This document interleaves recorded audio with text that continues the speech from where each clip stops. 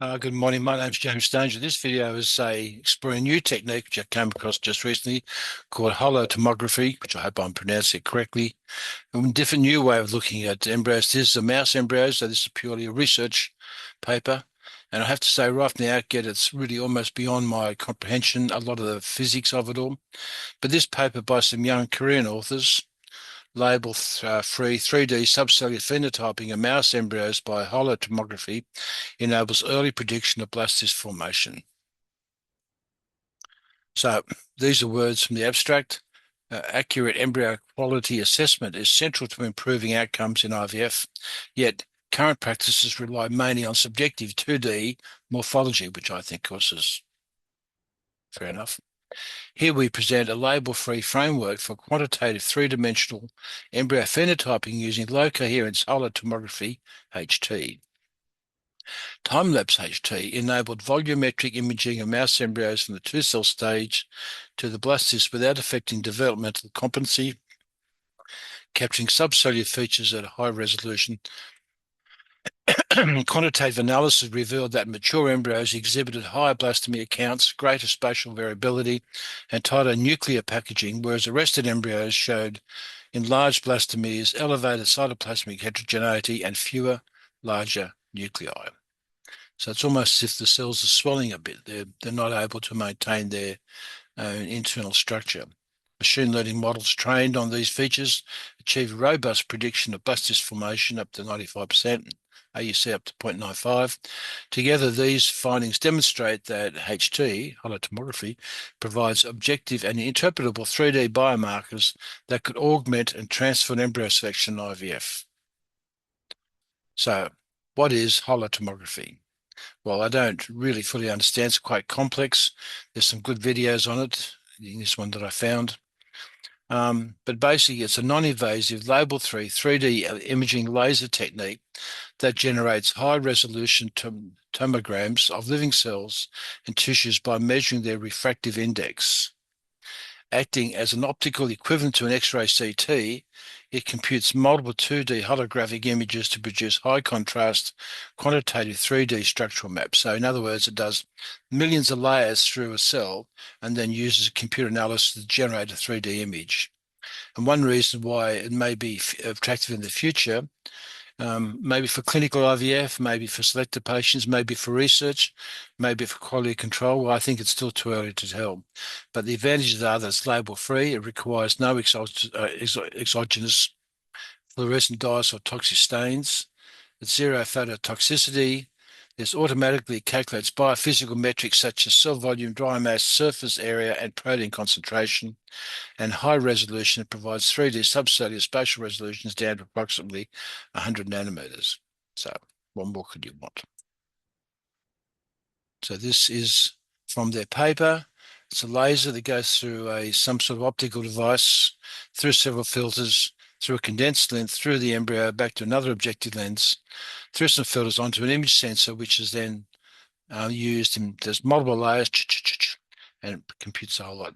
So the aim is to investigate early embryonic development with quantitative label-free imaging. We implement a customized low-coherence HT system optimized for pre-implantation embryos.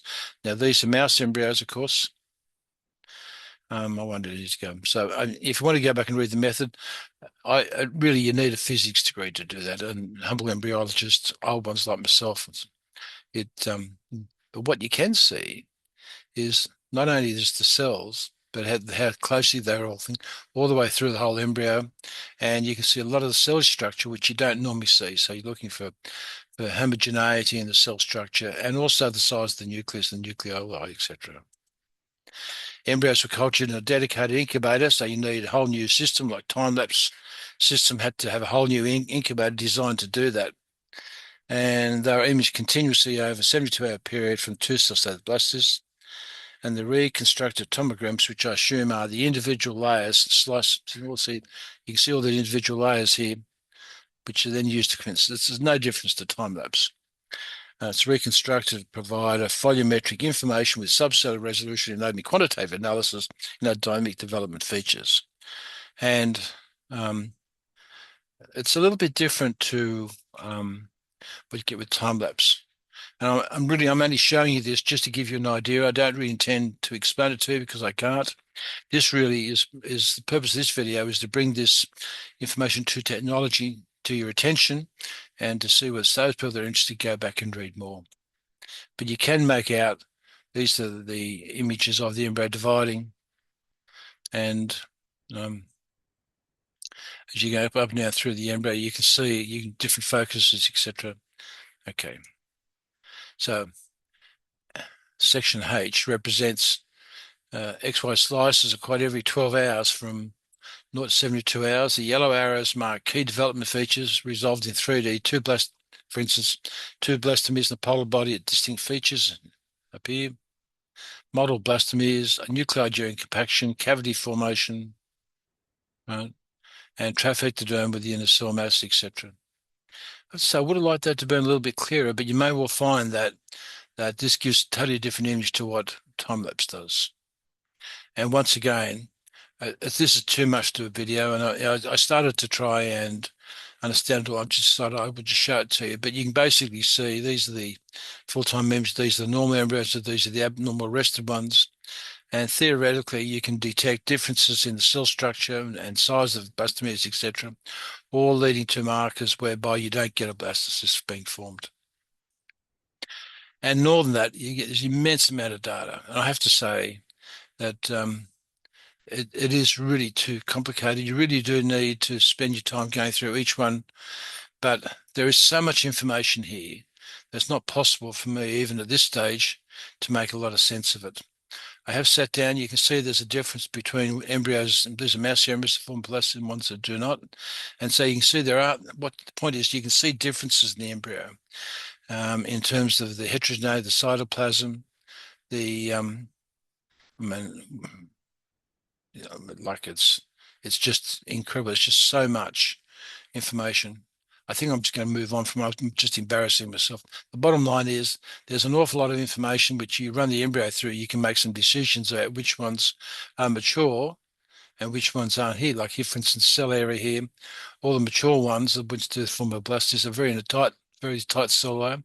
But the ones that did not develop blastocyst arrested had quite a varying but increasing size of cell volume. Okay.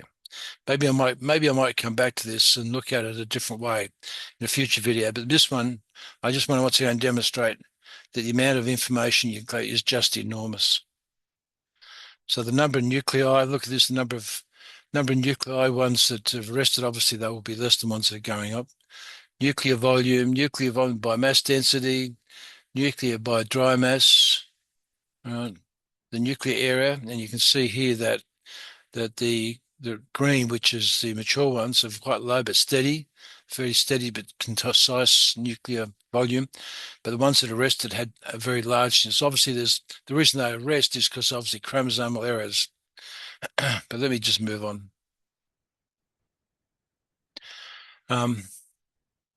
Once again, it's staggering.